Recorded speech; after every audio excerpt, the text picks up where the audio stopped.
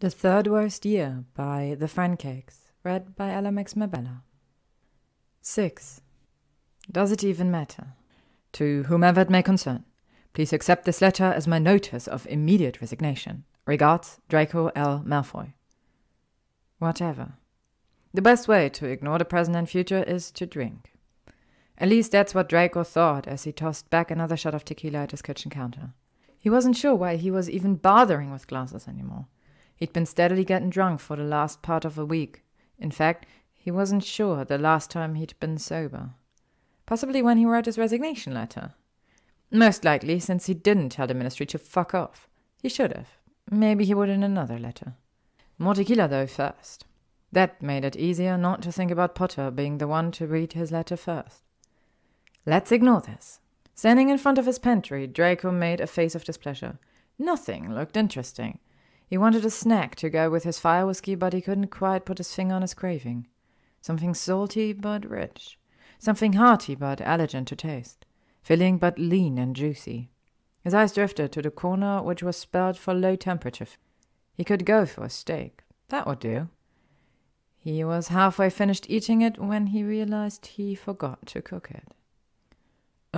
Maybe 85? Father, if anything happens to me, donate half my vault to the Romanian Dragon Sanctuary. The other half can go to... Actually, just donate all of it.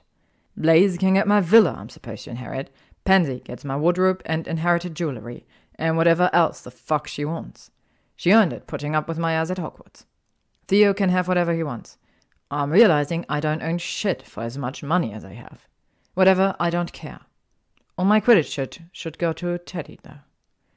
P.S. You were shit, Father, but I still loved you. Who cares? It was dark outside, but Draco had lost track of time, lost track of the days even.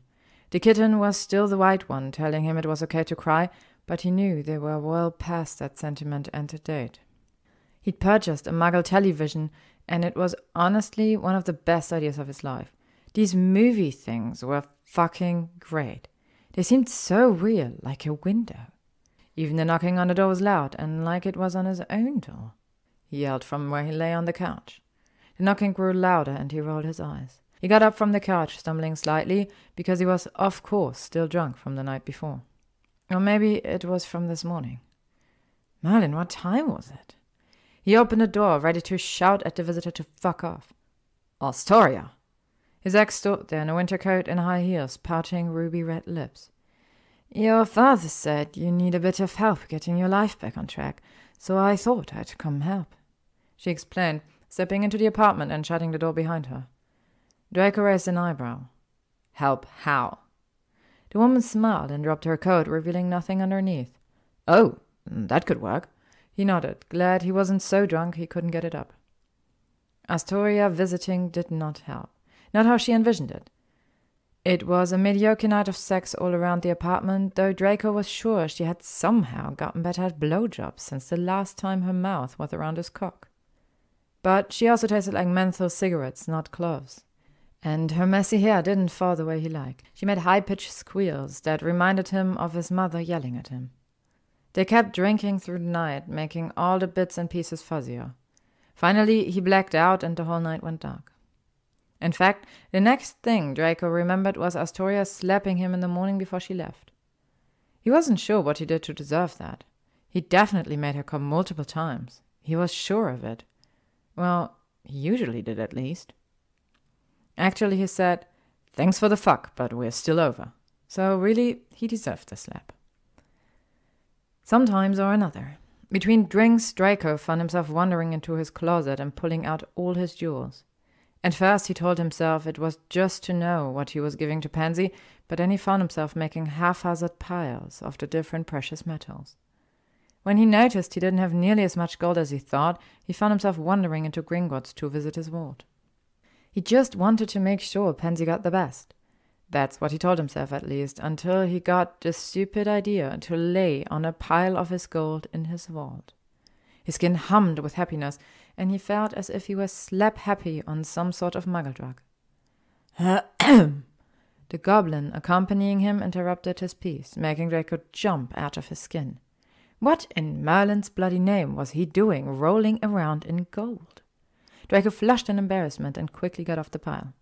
He did his best to pretend it never happened and tried to ignore the 5 bags of gold and jewels he filled to bring home. Fuck it. After the Astoria slept, Draco decided it was safer not to drink at home, which to any sober person probably seemed a little backwards, but alas, the boy was not sober.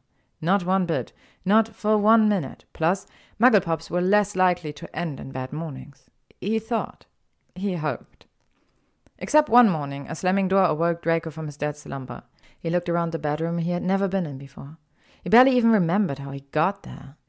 He'd been at a bar, or a club, or something with bright lights and lots of tequila shots.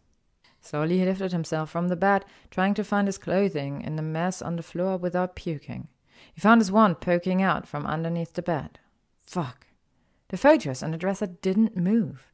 Bigger fuck, he was at a Muggle's. He couldn't remember the person's name, let alone face. Did he do magic in front of them? Did he talk about anything wizarding? He found his pants and started jumping up and down to get them on quicker. He shoved his wand in his back pocket. He was an Auror, for Salazar's sake. No, he was an ex-Auror. Shit. Same difference. He disapparated just as the doorknob started to turn. When he finally opened his eyes to see his own living room, he puked. Question mark, question mark, question mark? Draco wasn't quite sure how he got there or how long he'd been standing there, but when he finally realized he was on the sidewalk in front of number 12 Grimmauld Place, he felt his stomach churn violently. He checked his limbs to make sure he didn't splinch himself apparating while drunk and found that while he was all intact, he was also holding a piece of parchment in his hands. The deed to number 12. As the last one of the Black Line, it was technically his house. He knew that his cousin had given it to Potter, but magic didn't recognize that. No, it was Draco's, and the building knew that by revealing itself in his presence. The moving of the building must have alerted whoever was inside, because the front door of number 12 opened and there stood Potter in the doorway, still as disheveled and beautiful as ever. Green eyes met silver ones. They weren't mad or full of anger. No, they were surprised and concerned. Draco felt his stomach churn again. I. He stuttered, probably not loud enough for Potter to hear, but the man in the doorway took a step outside anyway. Malfoy, are you okay? Potter asked, walking down the steps slowly. You quit, and I tried to come by, but the ward's on your place. I tried to write, but you really don't look okay. You should come inside. It was oily and grimy, and he instantly regretted it. No, I'm fine. I shouldn't even be here. He drunkenly shook his head. Let me get you some coffee at least. Or we can talk a bit. Potter tried again. Draco just shook his head and held out the deed. The writing sparkled gold like a snitch. Draco smiled softly. It's yours. It always wanted to be yours. Potter looked at the paper quizzically before taking it. Once Draco felt the paper slip from his fingers, he disapparated away. With a pop, Draco landed on his kitchen floor. He collapsed and curled his body into a ball as the sobs racked his body once again.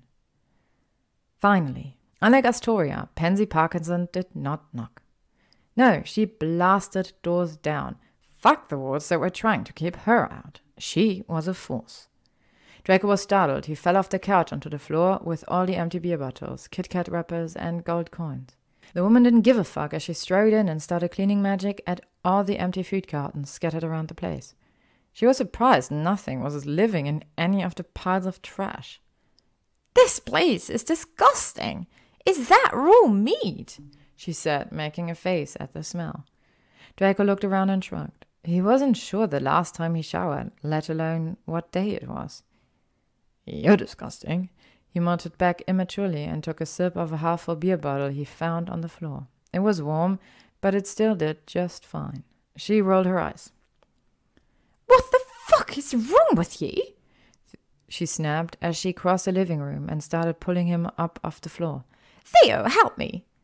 Draco blinked a few times and realized Theo was also there. And Blaze. A whole party if they played their cards right. Salazar, what's with all the gold? Theo asked as he took in the pile of gold coins that Draco had been sitting on top of on the couch. He examined it in the air. Draco gasped as it glinted in the light. Don't touch it, Draco growled quickly, then turned back to his normal self. But wait, I found this great club, Draco said, shaking Pansy off and standing on his own. He swayed slightly, but he didn't fall. A win in his book, if you asked him. Let me change and we can. Pansy, go get the shower started, Theo demanded. Make it cold, Blaise agreed. Before Draco knew it, he was getting hauled into the bathroom and shoved under a stream of ice-cold water. The water turned to steam as it touched his hot skin, but it still did the job, waking him up from his haze. Enough to realize he did not want to be sober. Stop! Fuck you both! He yelled, trying to kick and punch himself out of Blaise and Theo's grasps. He wanted nothing more than to stay in his haze, to keep ignoring the doom of his future, to forget that he could have a life he loved and love he lived for. He screamed bloody murder at the top of his lungs. I'll fucking crush you all when I get my hands on my wand. This wand? Pansy asked, twirling it between her fingers and holding up a large emerald on a chain. Also, I'm keeping this necklace. Give it back, now, he demanded, not sure if he meant the wand or the necklace. But like good friends, none of them listened. To be continued. Thank you for listening to today's chapter of The Third Worst Year by TheFrancakes, read by LMX Mabella. If you would like to stay up to date on upcoming chapters and stories, you can follow me on